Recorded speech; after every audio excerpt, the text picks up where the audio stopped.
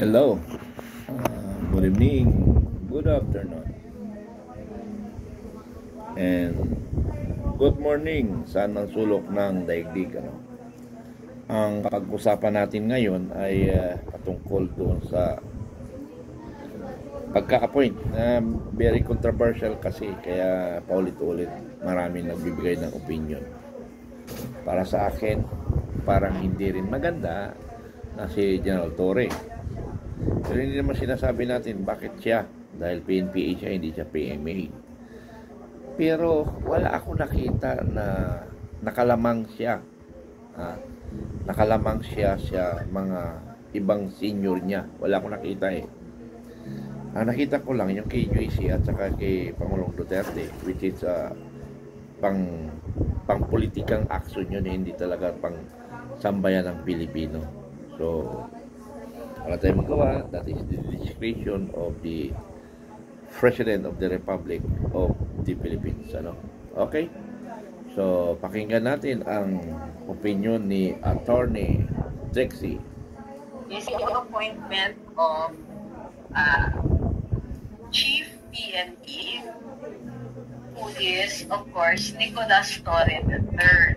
Alam ko marami pong nag-react.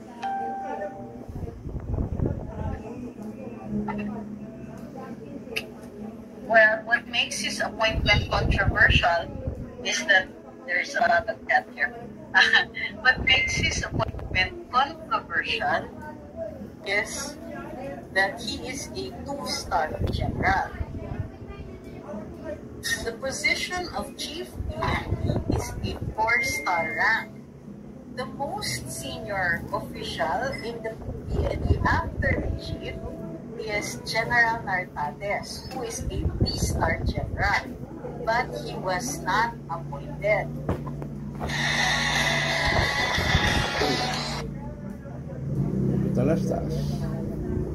Instead, the position has gone to Nicolas Torre III.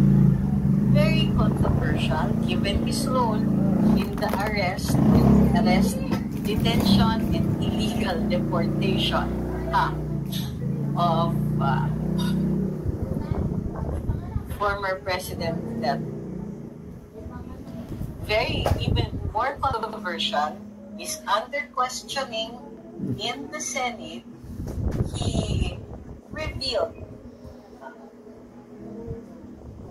how do you call this? Controversial decisions which appear to have to stand on shaky legal ground in relation to that arrest. He also spearheaded the equally controversial raid, quote-unquote, on KOJC, where in the guise of serving a warrant of arrest, he conducted an extensive search of the grounds of KOJC. Sabi ni Musca, di ba si Bato one-star before becoming Chief PNP? Yes, that's why we say controversial MP and not, what do you call this? And not illegal. Okay. Kasi pwede naman from anywhere. It is, after all, the prerogative of the appointing authority. The appointing authority being the President.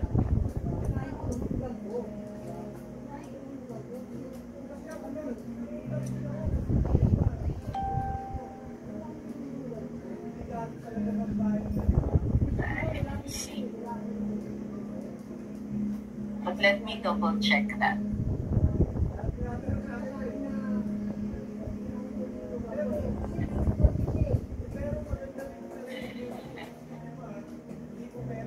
It's not in his page.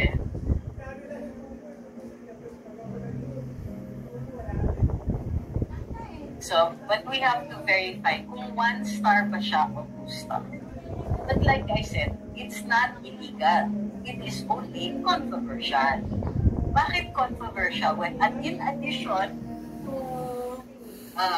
his star rank, his two-star rank, General Torre has conducted activities that are being questioned for their legality. Right?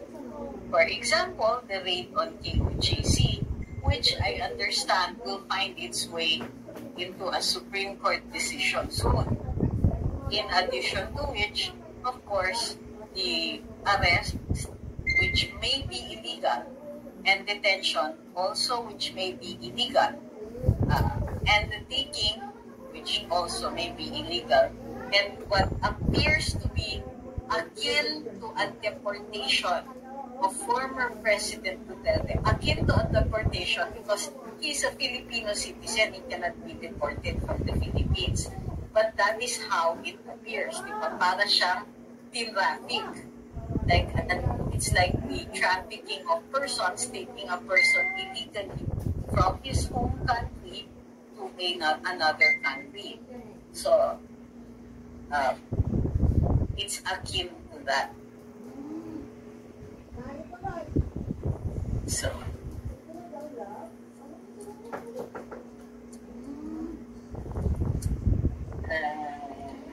yes, dadaan po sa ang Chief PNP sa Commission on Appointments because appointment, okay, double check ko lang, wait, don't, not yet, let me double check lang.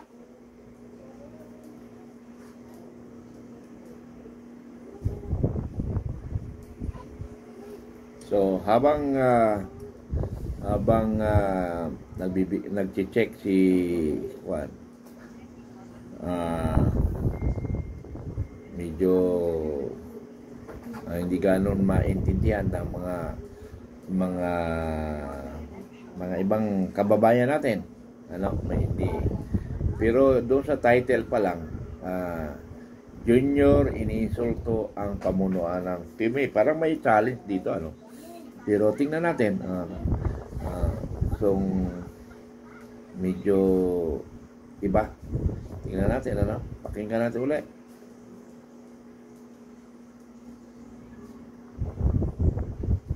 So, may kaso yan si General Torres sa Ombudsman. So, ano ba ang mandato ng Ombudsman? Kapag ito ay krimen na aakyat sa Sandigan Bayan, probable cause hearing po yan. Kapag naman administrative, sila po ang mag-decide. But having a case is not the same as having been convicted by final judgment. Yung makaka-apekto po sa inyong posisyon kung kayo po ay nakatulan na. Pero kung humaharap ka pa lang sa kaso, then that will depend on the appointing authority.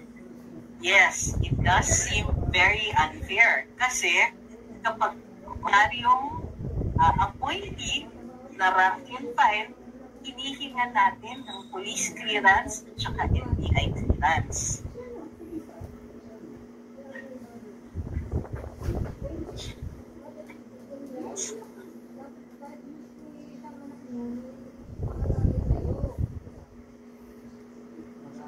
So, ako na lang magtutuloy. Masyado ko si Attorney Trixie, Anyway, ang ibig sabihin dyan, na sinachallenge doon sa title kasi ni Attorney Trixie, na para bang binaliwala niya ang PMA. Bakit PNP ang pinasok? At saka pangalawa, CAD 93, may 91 pa, at saka 92. Dalawang class ang nalaktawan niya, at saka mayroon pa yatang 90, class 90. So, parang mali. Si Marbil yata is 91 o 90. 91 yata si Marbil Okay.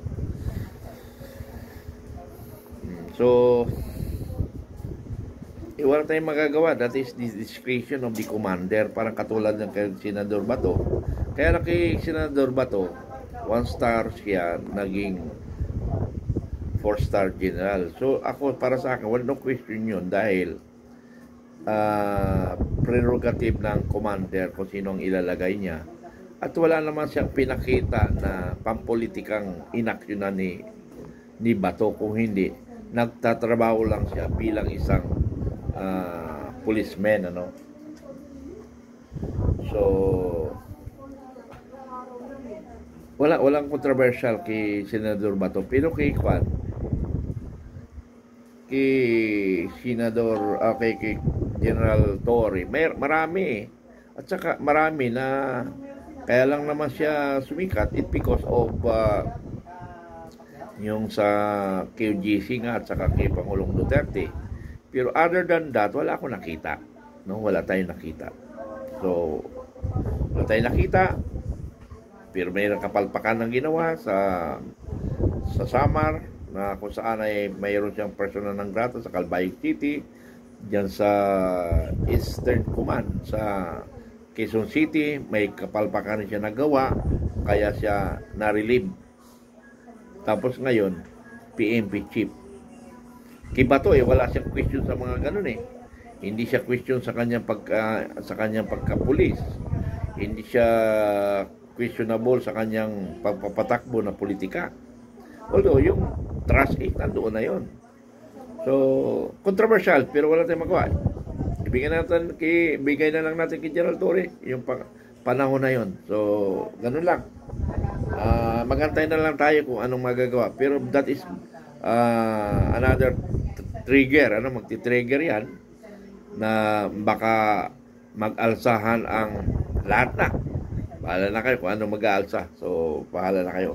Okay, singit ko na naman. In every vlogs ko, sinisingit ko ang FGF, Filipino Guerrilla Forces. Kasi maraming tanong. Hindi naman sila nanonood ng mga vlog ko in connection sa FGF, or hindi na natatambahan. So, ang Filipino Guerrilla Forces, it's the same of the concept of the NPA. Ang Vanguard of Democracy, ang kalibel niya yung Communist Party of the Philippines. So dito na lang tayo sa FGF at saka versus NPA. Ayan na natin yun, mataas na level yun, at maintindihan kagad ng mga intellectual na pag-iisip, mga brilliant people, alam na nila yun. Ang titingnan na natin yung sa middle, So yung NPA, ano yung ginagawa ng NPA? The same with FGF. Paano sila mag-aros sa ating mga kababayan na kailangan sa FGF ay magising tayo kung ano ang nangyayari sa ating bansa. Ganon rin ang NPA. Pero kami, ang Filipino Guerrilla Forces, ay pro-government. Sila anti-government, anti-government sila, tayo pro-government. So wala tayong violation on the law. Now, bakit kayo nakikialam sa politika? Hindi. Nakikialam kami sa corruption, nakikialam kami sa abuse of power and mga incompetence sa trabaho o corruption. Matindi ang corruption ngayon. Sa panahong administrasyon, ang dami kaliwat kanan na corruption. Abuse of power, yung Congress nag-aabuso. So yun yung aming tinitingnan ng Filipino Guerrilla Forces. So ang Guerrilla Forces, parami lang tayo ng parami. Tayo ang solusyon sa katahimikan ng bansa. Unang-una, sabi ko nga, kung talagang medyo marami-rami na tayo at napila pa na natin ang barangay commanders, saka natin i-explain paano ma-neutralize o paano mawala ang NPA talaga. Saka ko ipaliwanag yun.